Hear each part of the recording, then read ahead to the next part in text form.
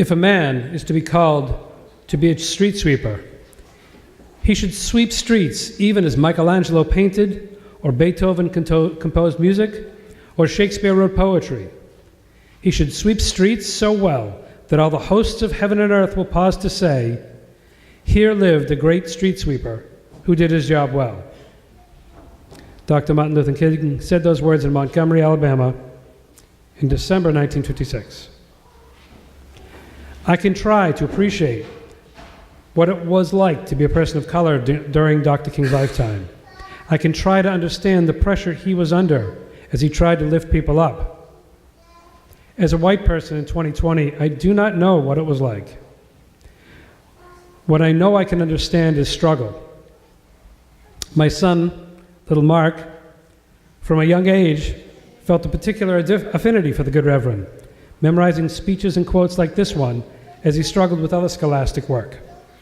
Every January, but not only in January, he'd perform them for whoever would listen. Mark didn't always understand all the sentences he repeated, but he had been taught at home and at school that Dr. King was trying to lift people up. For me, these words remind us of one of the most powerful ways we can affect our lives and the lives of those around us. We can make the choice to try. There is an echo of the philosopher Marcus Aurelius' words in those words by Dr. King. Marcus asks us to remember that when we lie comfortably in our warm bed, trying to justify hitting the snooze bar one more time, that we need to rise to do the work of humanity. Rise to do the work of humanity. That is a daunting responsibility. If we stop and appreciate the breadth and width of that responsibility to lift every one of us, the immensity of it can be overwhelming. I feel Dr. King composed these words to address this feeling of helplessness. What can I do? How can just one person have any meaningful impact? I'm not good enough. I think these words were meant as a tool to use when the creeping despair convinces us to hit snooze again and bury our heads in our metaphorical pillow, because the task of rising and lifting all of us up is just too much to think about. On April 4th, 1968, on the evening of the day that Dr. King was assassinated, that despair had overwhelmed many people. If Dr. King, with his powerful accomplishments of works and words, could not help love overcome ignorance, how could any of us? In that moment, some of us had fallen into despair, grief, and worse, some of us expressed those emotions with violence. That night, 2 people in Boston chose to try.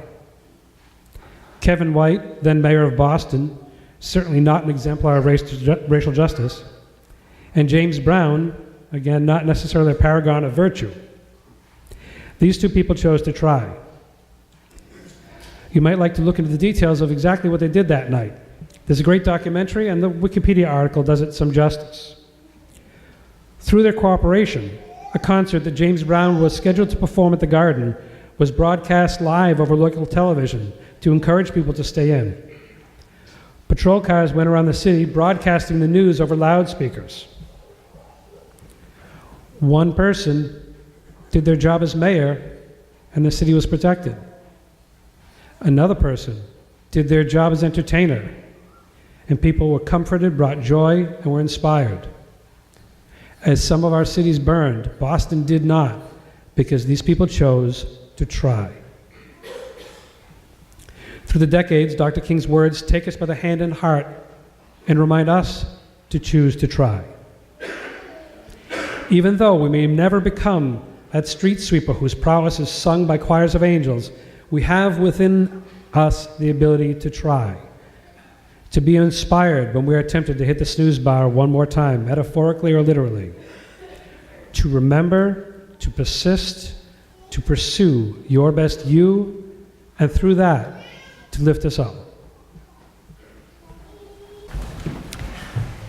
In 1965, King delivered a sermon on courage in Selma, Alabama. He said, A man dies when he refuses to stand up for that which is right.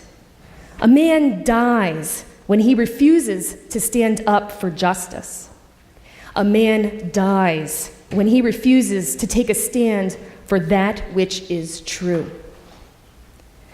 These words have been paraphrased more simply as, our lives begin to end the day we become silent about things that matter.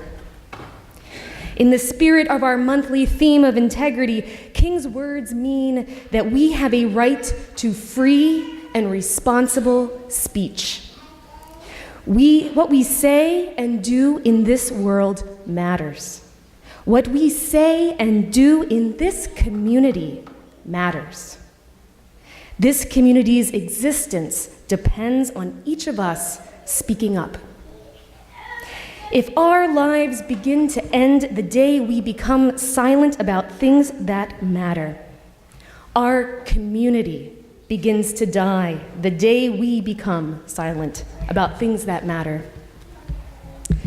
Let's explore two important parts of this idea. First, you must find what truly matters to you. And second, you must name that truth aloud for others to witness. There is extreme power in each part. By finding your truth, you bring that power within yourself.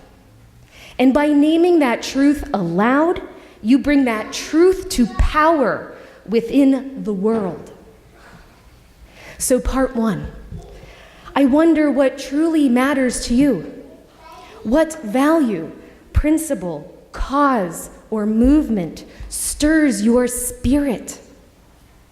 Perhaps you have many, and it depends on the day or the year which truth is loudest in your head or biggest in your heart. If this is you, your truth-finding journey begins with searching yourself at this present moment. What truth is loudest? Which is biggest? Or perhaps you are unsure about your truth. If this is you, there's really good news. Unitarian Universalists affirm and promote 7 principles, and you can see them in your order of service on the back. These are an excellent start on your truth-finding journey. Which principle resonates strongest within you? Focus and hold on to that principle now. What specifically comes to mind as an embodiment of that principle? What people, creatures, causes? What would you march for, give money to, spend your time helping?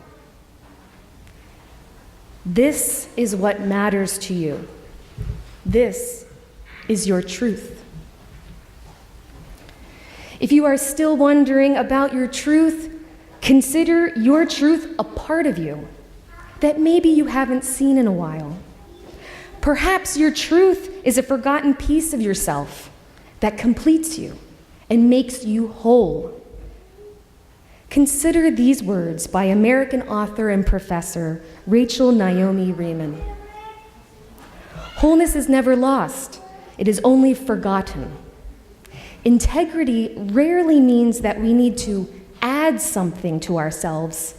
It is more of an undoing than a doing, of freeing ourselves from beliefs we have about who we are and ways we have persuaded to fix ourselves.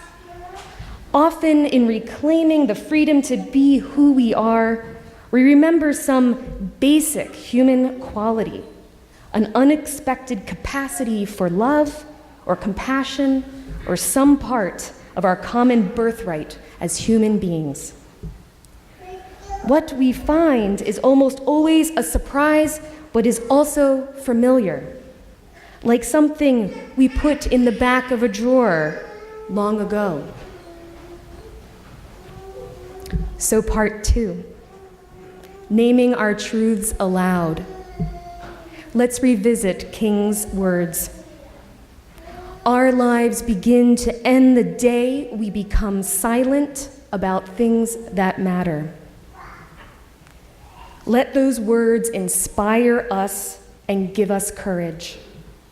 Do not be afraid, for as a community, we covenant to accept your truth. We love you for your truth. With naming and sharing, we relate to one another. Relationships are born, and the interdependent web of all existence reveals itself. Speaking up is essential to the existence of this community. Who would we be if we sat here with our ideals and beliefs and didn't share them? We would be a secret. No one would know who we were. What good would that do this world? An excerpt from Reverend Dr. Martin Luther King Jr.'s letter from the Birmingham jail, 1963. I must confess that over the past few years, I have been gravely disappointed with the white moderate. I have almost reached the regrettable conclusion that the Negro's great stumbling block in his stride toward freedom is not the white citizens' counselor or the Ku Klux Klanner, but the white moderate, who is more devoted to order than to justice, who prefers a negative peace, which is the absence of tension, to a positive peace, which is the presence of justice, who constantly says, I agree with you in the goals you seek, but I cannot agree with your methods of direct action, who paternalistically believes he can set a timetable for another man's freedom, who lives by the mythical concept of time and who constantly advises the Negro to wait for a more convenient season. When I think of integrity, the first thing I think of is having integrity as an individual, integrity to yourself. I think of the quote that Robin shared about being devoted to, having integrity to whoever you are and whatever work you do. I think of the quote that Lindsay shared about speaking out about our deepest values, making our words and actions reflect our deeply held convictions. The quote I just read is a little different take on integrity. What I hear the Reverend Dr. King doing in this quote is moving integrity from the individual to the collective. We have to have integrity to ourselves, certainly, but it is just as important to have integrity towards each other. Integrity is not just about the integrity of me, but also about the integrity of we. A negative peace, which is the absence of tension, may be in my personal best interest, but a positive peace, which is the presence of justice, is in all of our best interests. It is not just what is good for me, but what is good for all of us. With that us encompassing not just those I know, not just those I will encounter in my lifetime, but really all of us. It can be hard to get out of the mindset of individual integrity and move into that of integrity towards something larger than ourselves. But I think it is necessary if we are to continue the legacy of MLK and move forward in our work for a more just world. As we move closer and closer to the presidential primary here in New Hampshire, we've been hearing a lot from a lot of different people about how we should decide who to vote for. And what's always disheartening to me is that so much of that rhetoric focuses on what I will get if a certain candidate wins. How will their presidency benefit me personally?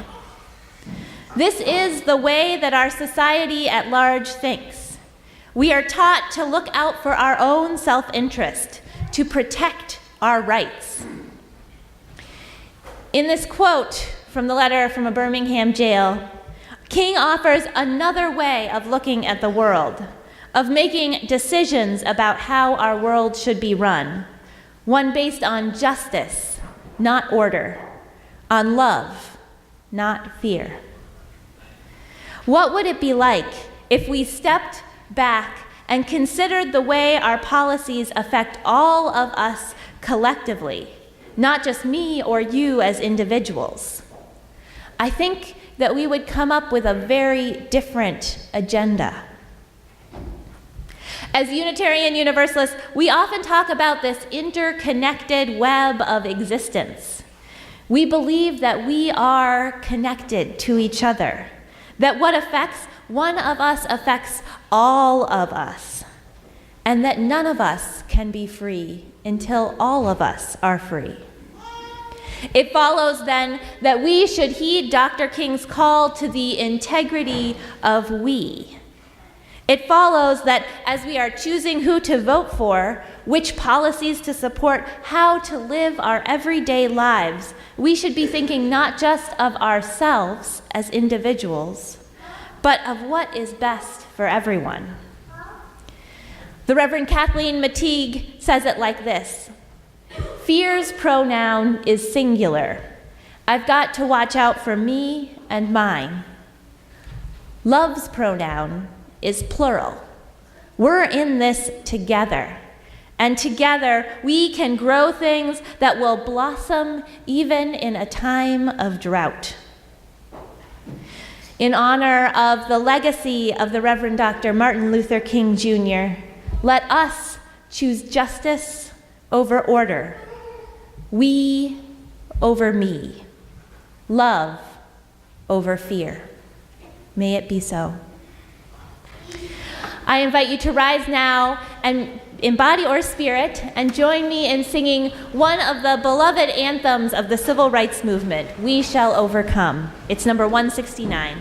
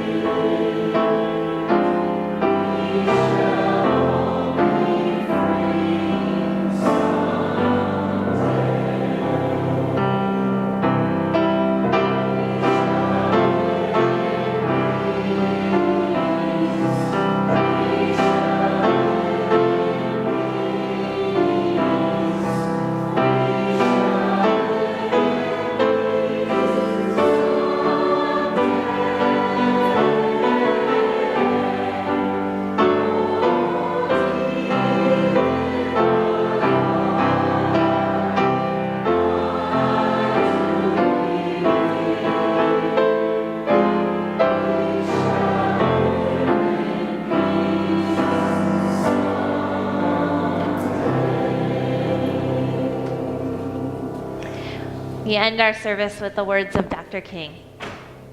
We are caught in an inescapable network of mutuality, tied to a single garment of destiny. Injustice anywhere is a threat to justice everywhere. There are some things in our social system to which all of us ought to be maladjusted. Hatred and bitterness can never cure the disease of fear. Only love can do that. We must evolve for all human conflict a method which rejects revenge, aggression, and retaliation. The foundation of such a method is love. Before it is too late, we must narrow the gaping chasm between our proclamations of peace and our lowly deeds which precipitate and perpetuate war. One day, we must come to see that peace is not merely a distant goal, but a means by which we arrive at that goal. We must pursue peaceful ends through peaceful means. We shall hew out of a mountain of despair a stone of hope. May it be so. Go in peace to love and serve our world.